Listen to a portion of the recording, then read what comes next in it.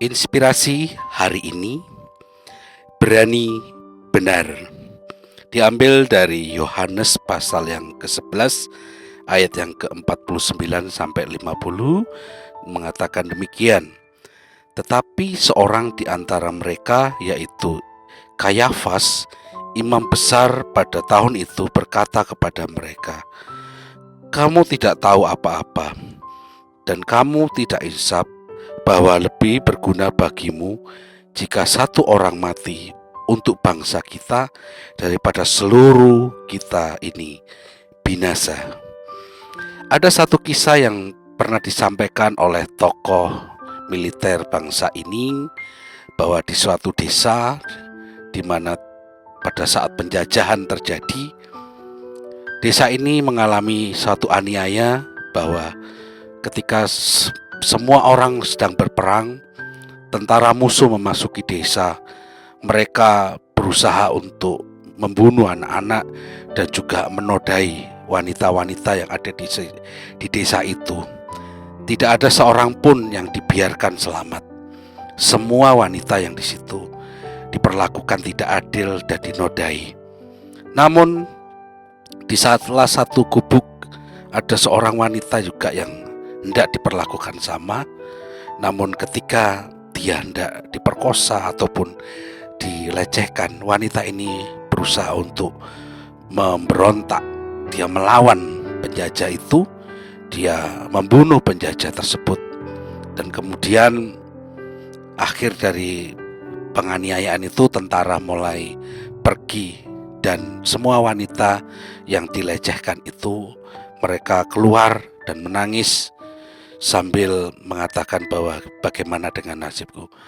Namun berbeda dengan wanita yang berani melakukan tindakan untuk menghadapi kenyataan, yang berani membunuh dari penjajah tersebut. Nah, di dalam pertemuan mereka, semua wanita yang dilecehkan tadi, mereka mulai kagum melihat wanita ini. Dia melihat bahwa pakaiannya bersimbah darah dan tubuhnya masih tertutup dengan pakaian yang rapi, yang rapat, tapi mereka semua sudah compang-camping. Dan dia berkata kepada wanita yang tegar ini, dia mengatakan, "Kenapa kamu bisa lakukan itu?" Dia mengatakan, "Aku mempertahankan kesucian, aku mempertahankan hakku, aku mempertahankan semuanya." Melihat hal itu, mereka mulai berpikir, banyak orang itu berpikir, kalau seandainya suamiku mendengar, suamiku tahu, pasti dia akan mengatakan bahwa kenapa engkau tidak melakukan hal itu. Dan timbullah niat busuk dari setiap orang itu. Lalu mereka mulai menganiaya wanita yang berani mempertahankan kesuciannya itu.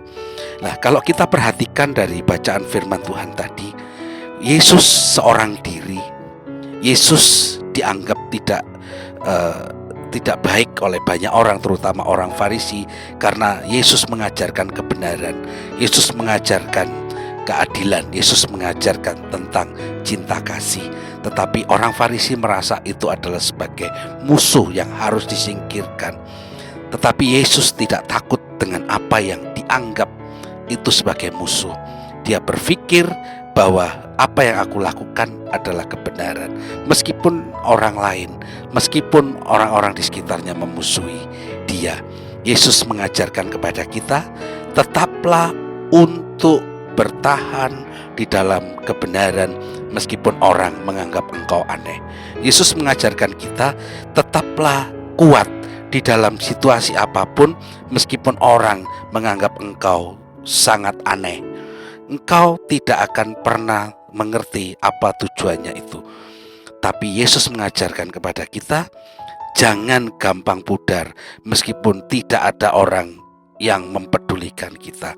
Yesus mengajarkan kita, jangan rapuh meskipun tidak ada orang yang mendekat kepada kita. Oleh sebab itu, pagi hari ini percayalah, ketika kita sendirian, kita sedang mempertahankan kebenaran, Yesus ada bersama dengan kita.